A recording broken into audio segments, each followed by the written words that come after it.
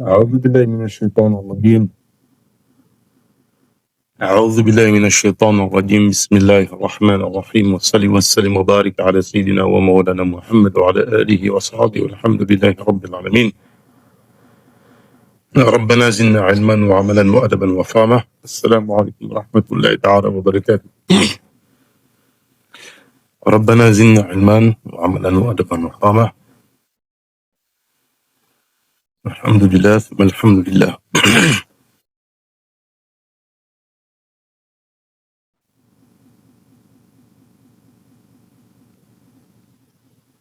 On continue cette lecture du livre Al-Mouridiyya du Cheikh Mohammed Al-Murtada, fils de Serine Fati Fall, fils de Mam Cherno Birahim, dit Cheikh Ibrahim Fati Fall, Fatim Baké. Pour rappel,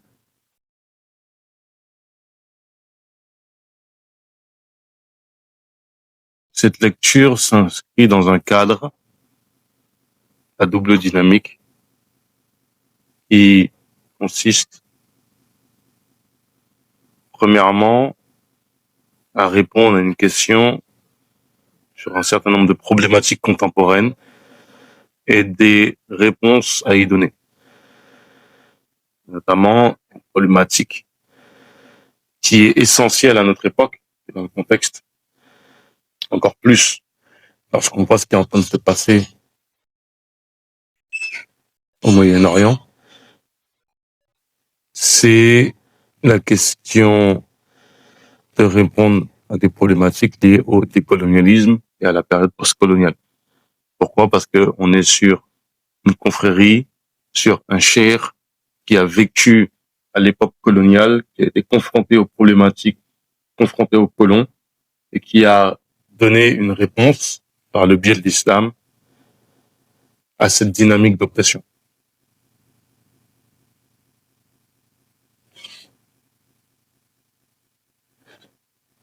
Pourquoi? Parce que, effectivement, nous portons une critique sévère à un certain nombre de mouvements réformistes, à commencer par la Wahhabiyya, en montrant et en déconstruisant tout l'imaginaire qu'ils ont tenté de présenter comme étant une orthodoxie. La deuxième chose, c'est présenter l'orthodoxie mouride, et en quoi cette orthodoxie s'aligne totalement sur l'orthodoxie sunnite.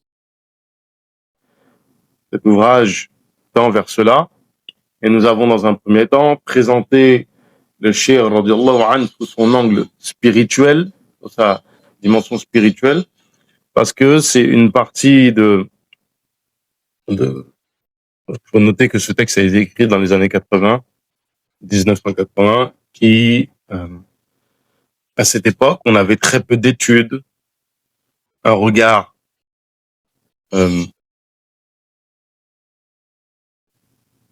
sur la Mouridia, qui était souvent sociologique, etc., qui faisait très peu cas de l'aspect spirituel. Voire des fois, même, on pouvait le présenter comme une forme de communisme islamique, fait de la collectivisation des forces, une forme de féodalité, du fait de l'allégeance. Bref, ça ne prenait pas en compte la dimension orthodoxe présentée par l'islam. Comme le dit le professeur Ibrahim Choub dans la préface, ce texte est fondateur justement d'une approche qui consiste vraiment à ne pas tomber dans une analyse uniquement de surface, uniquement matérialiste. Alaykoum salam.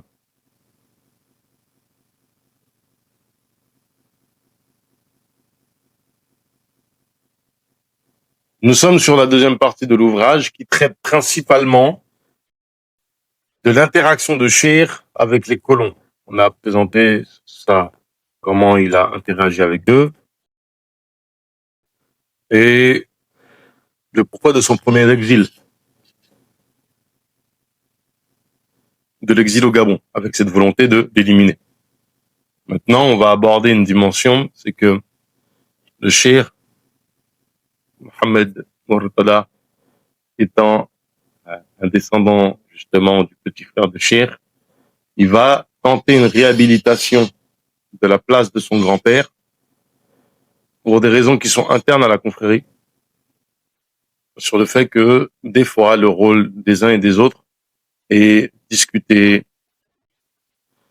et on va pas aller plus en profondeur que ça. La seule chose qu'il faut voir, c'est qu'ici, cher Mohamed Murtada va rappeler le fait que Cheikh al-Khadim radiallahu anhu a donné la direction de la communauté à son petit frère lorsque lui, il était parti en exil. La désignation de son frère Ibrahima pour assurer son intérim. L'istikhlaf de Cheikh al-Khadim. Lorsque Cheikh Ahmed Bamba accepta d'effectuer son voyage en exil, sur la décision du colonisateur, il porta son choix sur son demi-frère Ibrahima, plus connu sous le nom de Mamcherno Birahim. Mamcherno Ibrahim. Il instruit ce dernier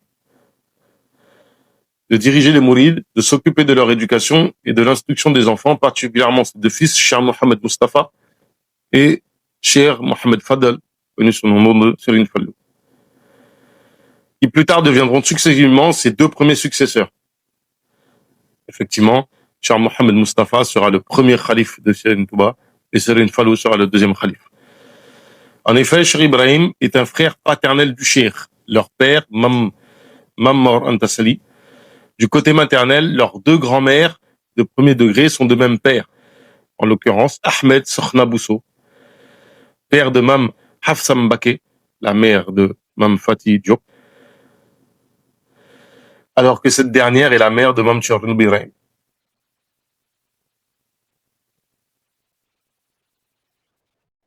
Pour bien situer,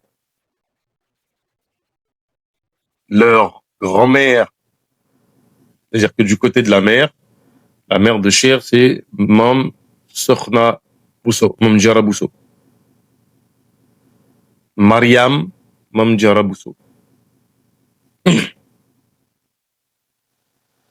dont le père est un Boussobé. Donc le père est justement, alors j'ai pas le nom de son père en tête. Et donc la mère de Mam Jara Bousso est une Baké.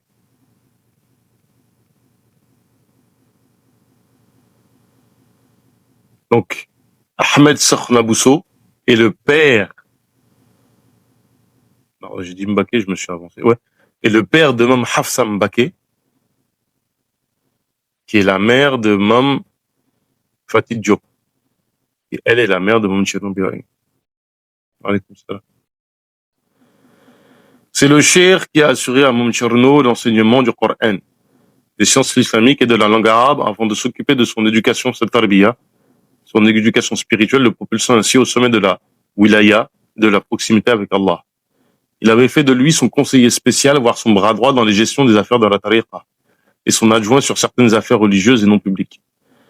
Le cheikh a affirmé à plusieurs occasions la confiance absolue qu'il avait en son frère, Ibrahim, et le fait de le désigner à la tête de la confrérie lors de sa longue absence en est une parfaite illustration. En prenant l'histoire comme témoin, il écrit qu'il était très satisfait de ce frère, qui ne l'avait jamais quitté ni contrarié aussi bien dans sa jeunesse qu'à l'âge adulte. Cheikh Ibrahim n'a jamais cessé d'imiter son frère, de suivre opiniâtrement ses ordres et de faire de lui son modèle.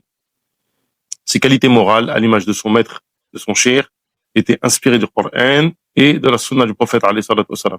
Il était un ascète humble, un savant et un musulman toujours en parfaite conformité avec les préceptes de la charia. Il était jaloux de sa religion, attaché au travail et au service. Il éduquait les mourides dans le respect des principes islamiques et des enseignements de Shirul Khadim. Enseignement et éducation, selon les besoins auxquels il s'était toujours attelé. Déterminé et brave, il ne craignait que Allah et ne badinait jamais avec les prescriptions divines.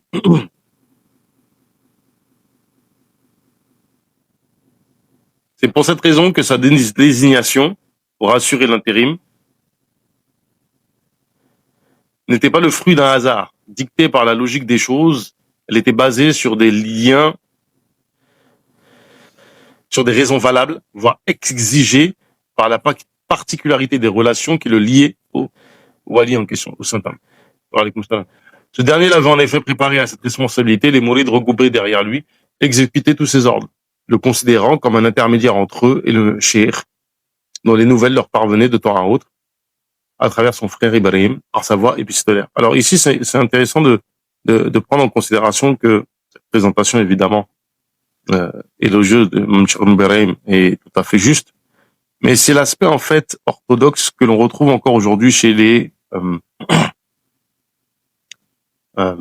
dirais-je, chez la famille de Darou Mourdi, qui garde encore cette dimension-là, cette dimension orthodoxe qui consistait justement à avoir cette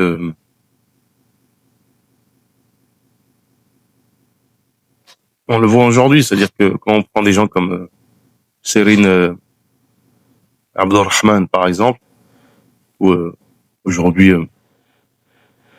Serine Khalil, ou bien Serine Ahmed, on a encore cette dimension vraiment gardien de l'orthodoxie.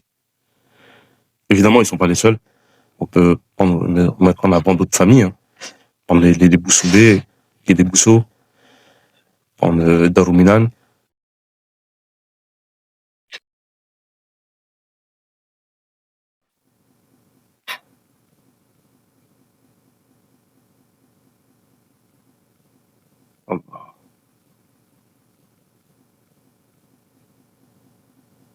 Au demeurant, par la direction clairvoyante de Cheikh Ibrahim, tous les plans du colonisateur visant à disperser les mourides et à diviser ont échoué. Le cheikh est ainsi parti tout en sachant ce qu'il a laissé derrière lui. Le cheikh est parti tout en sachant que ce qu'il a laissé derrière lui sera bien protégé. En ce propos, le poète mort, Al-Haji Mohamed Abdullah ibn Ubaydur Rahman,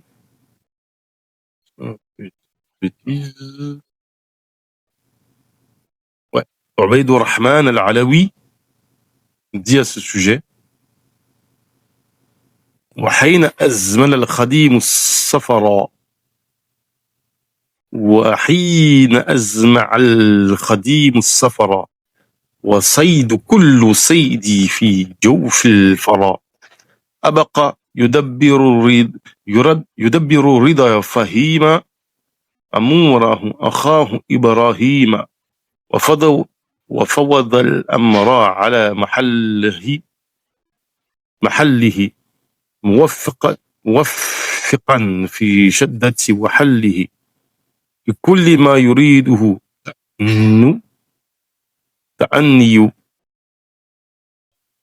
وتأني نال ما تمني فأسكن العيال في الديور يغمرهم من تلكهم خيور ومانا عن حمل ذاك الكل يعمهم منه انتلاف كل يعطي أخاه الحقوق منهم حقه لله ذاك العقل ما أدقه يحمل كل منهم سريرته ولم يذموا سريرته كبيرهم يجله اعتناء يرحم النساء والأبناء رب المريدين وقرأ البنين نجاء الأذكياء تلك السنين فما أتى الخديم إلا وهم كهمه فاتبعوه وشاهموا لله دار الشيخ إذ أبقاه يدبر الأمور وانتقاه لو لم يكن لأمره ارتضاه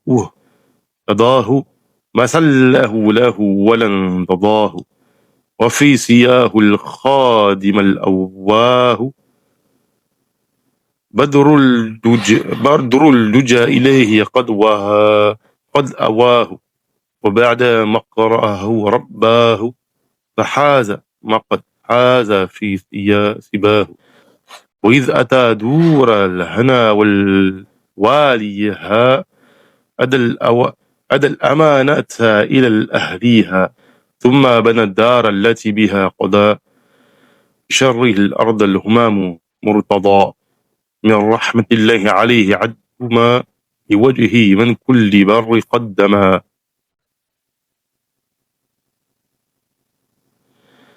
فدفنوا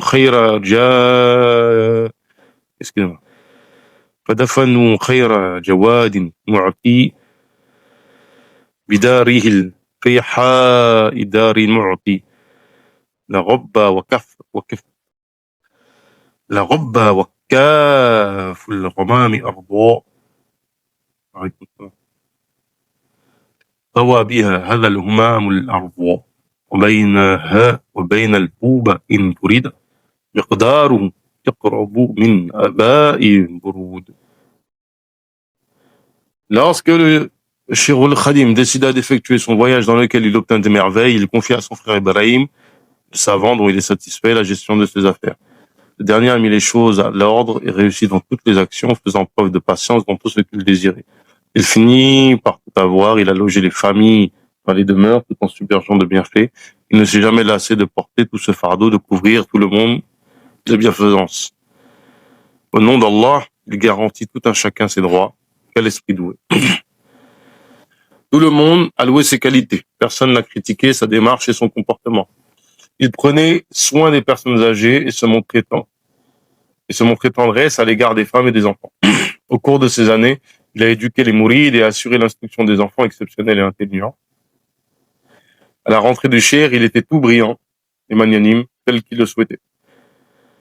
Le cheikh a bien fait de le désigner pour ce qu'il s'occupe de ses affaires.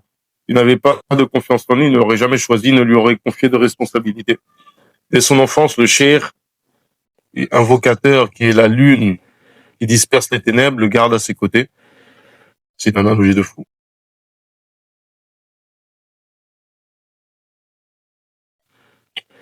La lune qui disperse les ténèbres, c'est une analogie avec le prophète. N'a pas avoir assuré son instruction, il l'éduqua et ainsi il obtient tout ce qu'il eut obtenu alors qu'il fut encore enfant. Lorsque son cheikh lui confia des responsabilités, il les a assumées sans faute. Puis il construisit la demeure dans laquelle l'illustre a vécu, gratifié de l'agrément d'Allah, au centre de son terroir.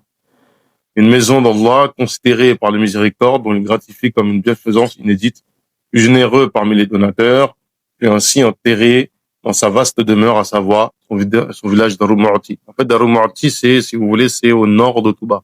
Quand vous prenez le nord de Touba, vous sortez. Et Darou Mu'ti est évidemment beaucoup plus petite que Touba, mais vit selon les mêmes règles qu'il y a à Touba. C'est une ville religieuse comme Touba. Sauf que, à la différence, c'est ça qui est agréable quand tu vas à Darou Mu'ti, tu on n'est pas sur, parce que c'est devenu une grosse agglomération. Avec comme ça.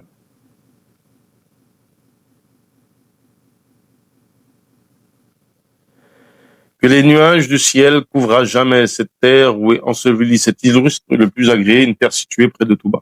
Par ailleurs, la désignation de Mam Tcherno n'était pas une surprise pour tous les mourides. En effet, il était auparavant messager du Cher auprès des autorités coloniales. Il avait rapporté en son nom lorsque ce dernier fut convoqué à Saint-Louis. Ndar. Regardez une chose d'ailleurs.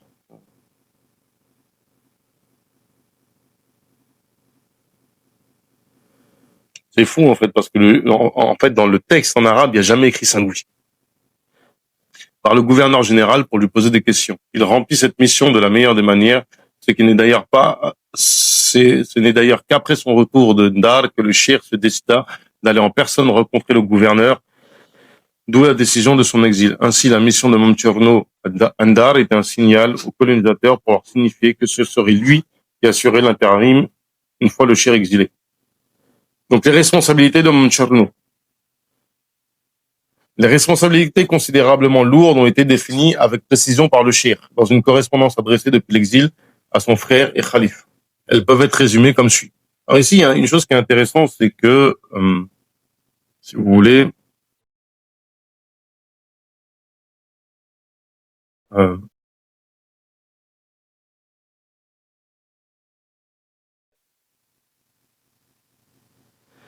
le Cheikh, radiyallahu anhu, avait une façon de procéder dans la tarbiya qui consistait, par exemple, à demander à quelqu'un d'accomplir une khidma, une action particulière. Par exemple, on te donne une classe d'enfants, on te demande de les instruire, de leur apprendre le Coran ou leur apprendre n'importe quelle discipline. Alors, un individu, on va lui dire, défriche-moi cette parcelle de terrain. Entretiens-moi cet espace-là. Fais pousser tel ou tel légume, tel ou tel fruit. Lorsque tu avais fini, tu allais auprès de Cher, le Cher te serrait la main, il te disait merci, et en fait, c'est à ce moment-là que tu prenais ta dimension. On m'a dit clairement, le Cher, en fait, tous les mukashafas que les gens avaient, en fait, moi, c'était après à la suite de cette prison. Et il faut savoir, en fait, que Mam Cherno Biraim, parmi ce qu'on a rapporté de lui, c'est qu'il était très fin, très très fin, très maigre et il mangeait très peu. On lui a demandé comment ça se faisait, c'est que lorsque Cher a écrit Masal Kuljinan, à ce moment-là, il avait une ascèse extrêmement rigoureuse. Je crois il buvait quelques verres d'eau et il mangeait une ou deux poignées de mil par jour. Et en fait, il avait astreint à ce même rythme Mam Cherno Biraim, d'une part, et d'autre part, c'est Mam Cherno Biraim qui avait pour mission, lorsque Cher était en train d'écrire Masal Kuljinan, donc il écrivait des vers, et des fois, Cher voulait vérifier une citation de tel ou tel texte. Donc en fait, c'est Cher Ibrahim, Mam Tcherno, qui allait chercher le livre et le ramener à Cher à ce moment-là. Il écrivait sous un arbre.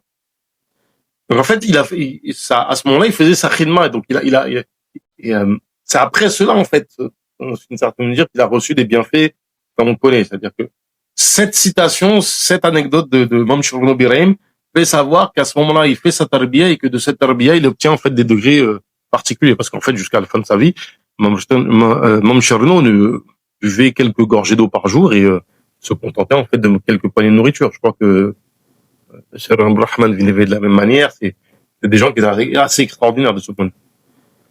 Donc, diriger les mourides et les orienter vers le droit chemin. Donc, alors,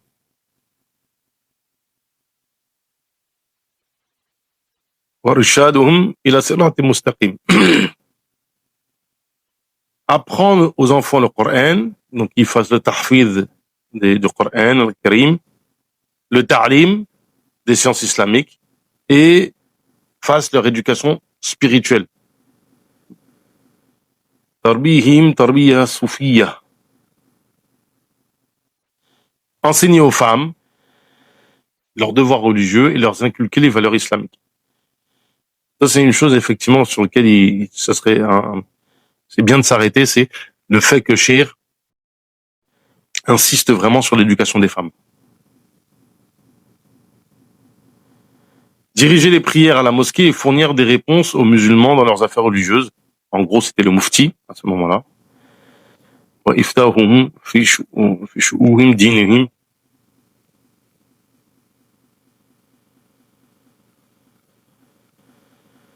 Bah, la question que je me pose, c'est est-ce qu'ils étaient à Touba à ce moment-là?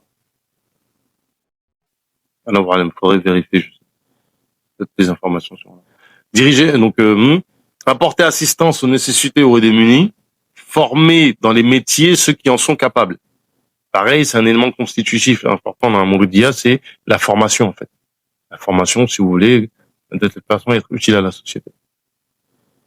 Ces responsabilités, donc ça fait 5 responsabilités, ont été tirées dans certaines lettres envoyées par le Cheikh à son frère Ibrahim, et dont nous avons exposé certaines à titre d'illustration.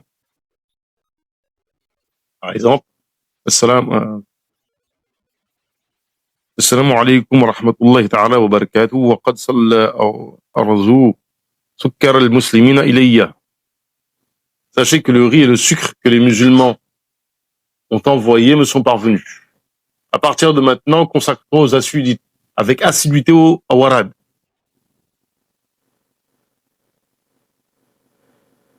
فاليوم إشغال بإدامة الأوراد والنوافل. Et aux prières surrogatoires. Instruit aux disciples de faire des efforts dans leur apport entre eux et dans les apports entre leurs seigneurs, de se détourner de toute autre chose que cela. Instruit aussi aux grands disciples de rester chez eux et de ne pas se balader dehors. Celui qui a des besoins peut aller s'en occuper, et celui qui n'en a pas, qu'il reste chez lui.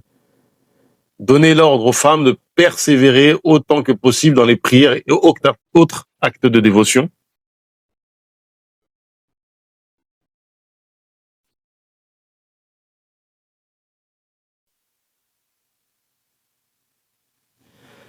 والنساء بالاجتهاد في الصلاة وفي غيرها من جميع ما استطعنا من الخير. Et aux enfants de redoubler d'efforts dans la lecture et la mémorisation du Coran. Assalamu alaikum wa rahmatullah. Donc ça, c'était les recommandations et ce que Mam Chirlon Ibrahim devait appliquer. Donc enfin, en fait, que ça reste encore au juste, jusqu'à présent, la famille de Rumorti, en fait, maintient cet héritage-là. Il y a beaucoup de traditions que l'on a, qui datent de cette époque-là, qui restent. Par exemple, au niveau des 5 points, vous avez vu l'éducation des femmes, l'éducation spirituelle. Par exemple, toute une génération a été éduquée par Serin Abdurrahman, typiquement. Pour les Awarad, effectivement, il y a le Wurd al-Makhoud qui est transmis à Darou Mu'ti, avec d'ailleurs une particularité, c'est que le talqin se fait par une manière qui est spécifique à Darou Mu'ti. Et il y a aussi des awrad surrogatoires comme le Wurd al-Qadri qui est transmis toujours là-bas, le Wurd al-Shadhili qui est toujours transmis là-bas, comment ça s'appelle, Salatun Jia, qui est récité 1000 fois en fait après la prière de Asr, et aussi très important en fait le Maulid qui est fait tous les lundis soirs. Une autre aussi où le shir dit Alhamdulillah ala kulli hal wassalamu ala babil kamal. Louange en tout instant, que le salut soit sur la porte de la droiture, c'est-à-dire le prophète alayhi salatu wassalam, et sur tous ceux qui ont suivi ses traces. Que la paix totale et la considération distinguée soient sur le mouride véridique, l'éminent frère, en l'occurrence Ibrahim. والاقتداء ثاره من الرجال واهدي وإنه المريد الصادق.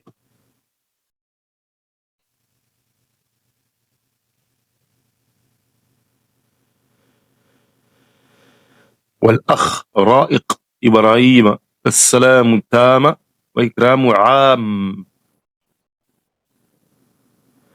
L'objet de cette lettre est de te faire savoir que je suis en paix et en bonne santé, et de te recommander de redoubler d'efforts dans l'apprentissage et l'enseignement et les obligations de la mosquée. Par ailleurs, instruit aux femmes de persévérer dans les études, dans la prière et de rester chez elles.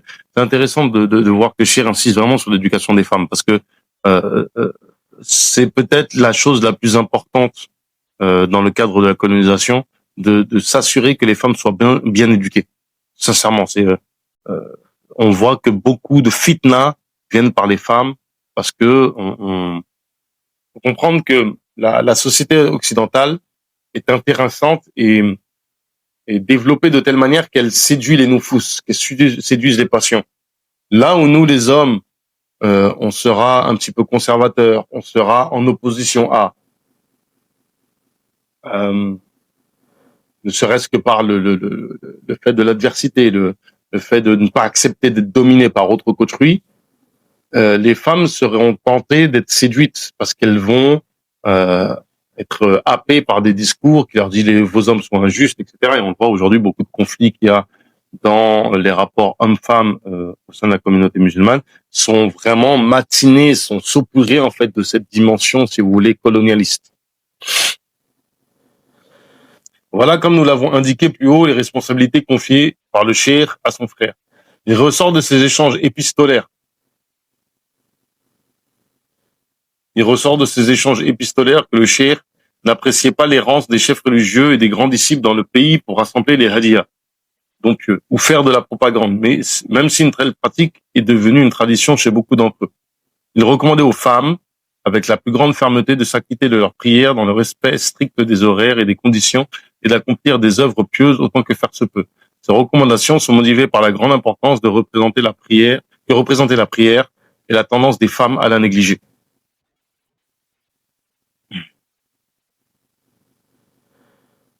Alors ici, il y a une chose sur, effectivement, il y a c'est intéressant parce que j'avais buté dessus, je comprenais pas trop la parole, mais là le cher explique.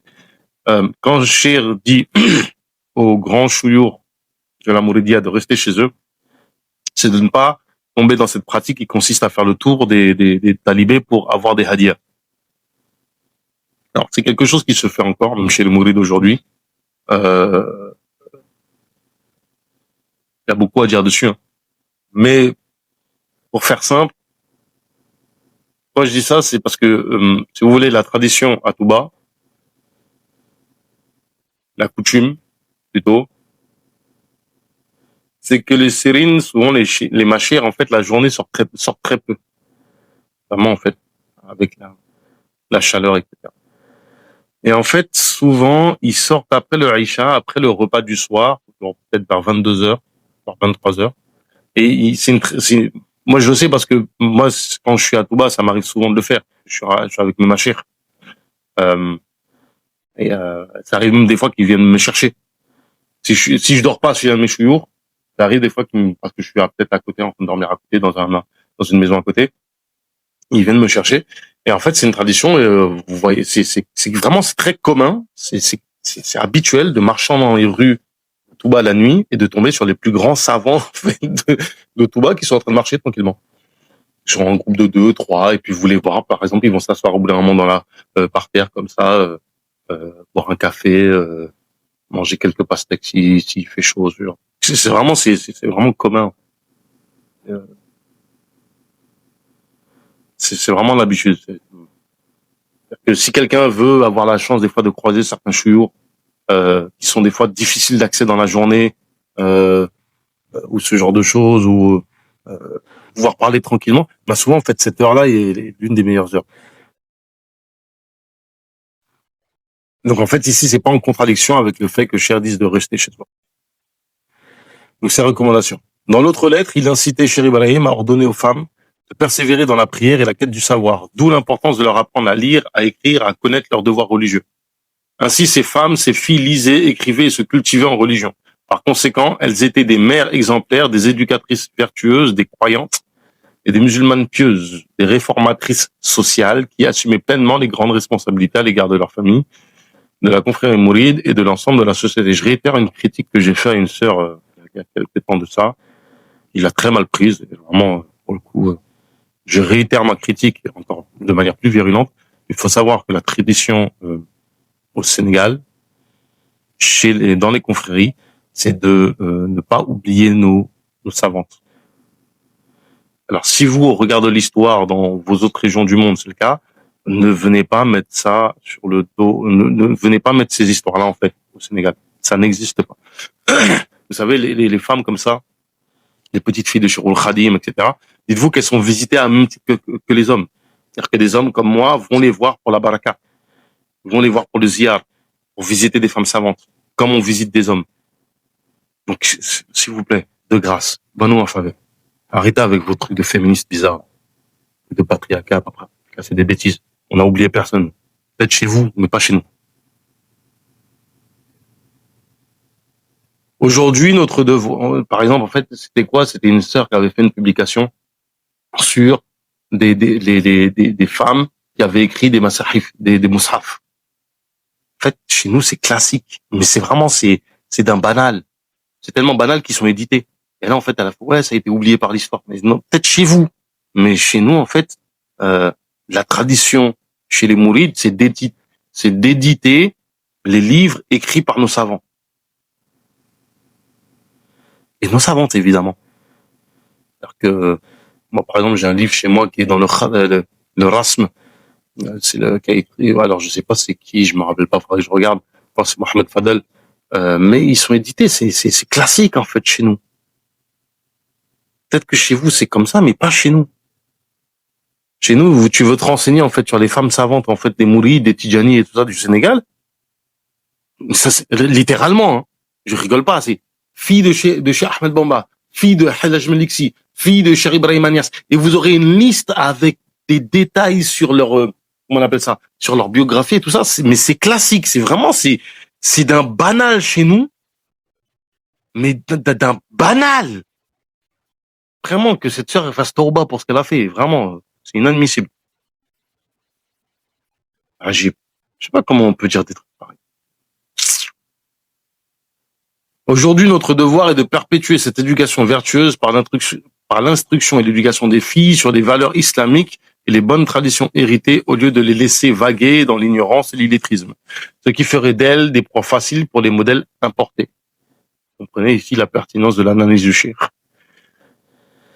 Les contre-valeurs ou les pratiques sociales bannies par la charia et pourtant porter atteinte à la société et aux filles elles-mêmes. Le cheikh avait envoyé à Cheikh Ibrahim une autre lettre dans laquelle il lui indiquait la voie du salut et les qualités dont il devait se prémunir en tant que mouride, éducateur et dirigeant d'un groupe en quête de guidance. Voici la lettre et le texte de cette lettre. Vraiment, j'insiste sur cette dimension de l'éducation des femmes. Je pense que on le néglige. Cette lettre est envoyée par l'adorateur d'Allah. Voilà. C'est من عبد الله تعالى الخليم المصطفى صلى الله تعالى عليه وسلم أحمد بن محمد بن الحبيب الغني بالله تعالى عن كل رب كل طيب إلى أخيه الذي لم يخالفه في صغره ولا في كبره إبراهيم ابن والدي محمد سلام يرقيه ومن معه من المريد وتحية تصفي صدره وتيسر أمره. Cette lettre est envoyée par l'adorateur d'Allah Ta'ala et le serviteur de l'élu, à savoir Ahmed ibn Muhammad ibn Abdullah, qui se suffit d'Allah contre tout autre que son seigneur ou médecin, contre tout autre seigneur ou médecin.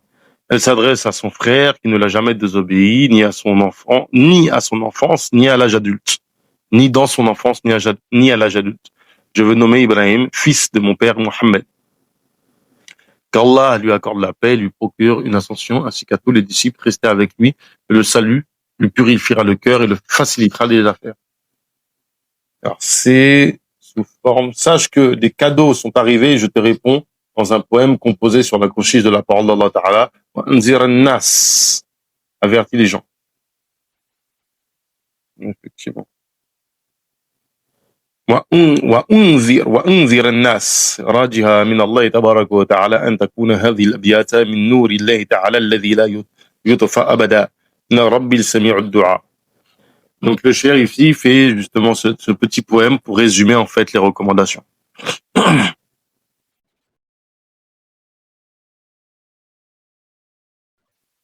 وصية تكثر العطايا لكل من يجتنب الخطايا أوصك بالعلم وبالأعمال مع التأدب على الكمال نظف وادك من الأردان تكن مقدما على الأوقران ذل لإخوانك للنصيحة تنجو من البغضاء والفضيحة رمي توادع لكل مسلم تنجو بلا تردد من الظلم إذا أتاك عضدي كتابي فكرم الكتاب والمتاب لين لسانك قلبك معا لمؤمن خير تجمعا داديتك اليوم بإبراهيم علم فتى ينفع تفهيم أسيك بالصبر وبالإخلاص لوجه من لي جاد بالإخلاص سلام ذي الجلال والإكرام على النبي دنجرة الكرام السلام عليكم ورحمة الله تعالى وبركاته. Donc le père lui dit, voici un conseil qui augmente les bienfaits de toute personne qui évite de commettre les péchés. Je te recommande la science, la pratique. Ils ont mis travail, mais en arabe, c'est al-amal, c'est la pratique, c'est la mise en pratique de ta science. Le bon comportement. Ce triptyque-là, en fait, c'est un triptyque qui revient souvent, c'est cher. Ilm, amal, wal adab. La mise en pratique de ta science, mais aussi le adab. Adab ma'ala, le bon comportement avec Allah. Adab ma'anas, le bon comportement avec les gens. Adab ma'an-nafs, le bon comportement avec ton propre ego. Purifie ton cœur de toutes les impuretés ainsi devant statut et de tes semblables. Sois humble envers tes frères afin de leur prodiguer conseil, ainsi échapperas-tu à la haine et au discrédit. Sois modeste envers tout musulman, ainsi échapperas-tu sans doute à l'injustice. Ô toi, mon bras droit, si ma lettre te parvient, honore-la par la repentance. Attendis ta langue et ton cœur pour les croyants, ainsi réuniras-tu les plus bonnes œuvres.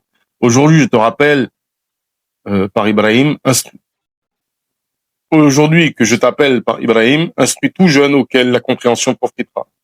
Je te conseille la patience, la sincérité pour la face de celui qui m'a accordé la délivrance, que le salut du détenteur de la majesté et de la noblesse soit sur le prophète, lui, sommet de la perfection. Salam alaikum.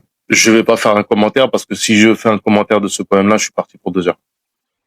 Donc je pense, il est fort probable qu'on prépare un sharh de cette recommandation, qui est une recommandation à destination d'un cheikh de la tariqa.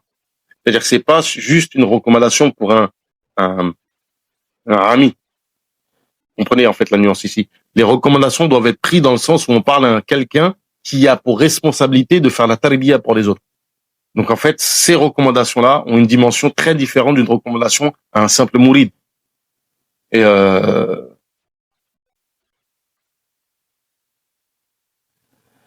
c'est très prétentieux de notre part de faire un commentaire de ce texte, mais on parlera avec Khalil. Ahmed. La vérité qui ne souffre d'aucun doute est que Cheikh Ibrahim a bien assumé les charges qui lui ont été confiées.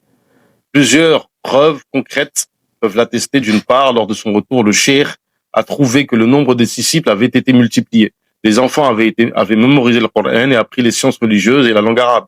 Et les femmes avaient les pieds bien solides sur la bonne voie. Et d'autre part, il a trouvé les mourides plus attachés à leur confrérie et à leur cheikh qu'auparavant.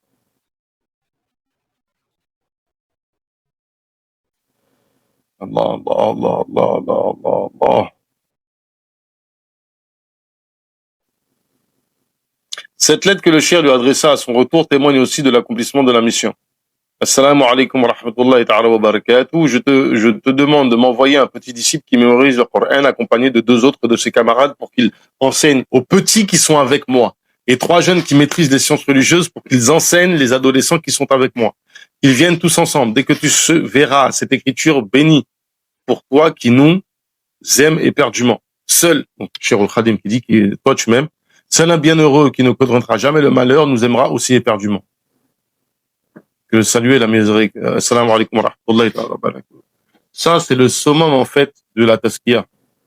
Et c'est pas on te demande à toi de faire la répétition d'enseigner. On demande aux gens que tu as formés d'enseigner. C'est-à-dire vraiment, c'est que tu es arrivé à un niveau où c'est même pas toi qui on te dit, ouais, c'est même pas on a validé.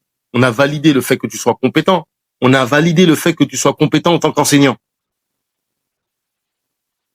Non pas en te demandant d'enseigner, mais en demandant aux gens que toi tu considères qui ont réuni les qualités d'enseigner. C'est pour dire, en fait, Cheikh Ibrahim a fait que ce cheikh lui demandait, et celui-ci lui envoyait une lettre dans laquelle il lui manifesta sa satisfaction à son frère et sa propulsion au sommet des hautes sphères spirituelles. Quoi le terme arabe, hautes sphères spirituelles d'ailleurs? A'la al-maqamat al-ula, les hauts maqamat. Si tu lis cette lettre, sois rassuré que leur auteur est à jamais satisfait de toi et qu'il demande à Allah de t'accorder ce dont tous tes semblables t'environt. Sois tranquille et réconforté et ne doute point de cette grâce, de cette baraka que ton Seigneur t'a destinée par mon intermédiaire. Allah est garant de ce que nous disons. Il y en a qui ont pleuré sur ce genre de paroles. وطب نفسا وقر عينا ولا تشك في كون هذا من ربك إليك بواسطتي. الحمد لله رب العالمين. ربنا زدنا علما وعملا وأدبا وفهما وهب لنا يكرم فتي ولا وخيرا كثيرا منك ولا حلاوة وصلي وسلم وبارك على سيدنا ومولانا محمد وعلى آله وأصحابه والحمد لله رب العالمين.